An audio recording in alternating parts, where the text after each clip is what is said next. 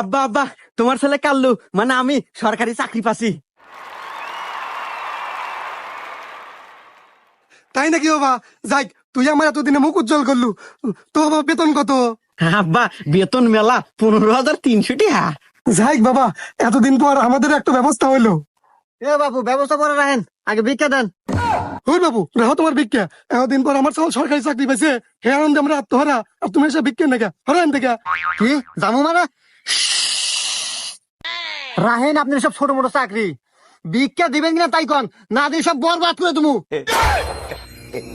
আব্বা কেডো আব্বা, এ কি আসলেই ফকির?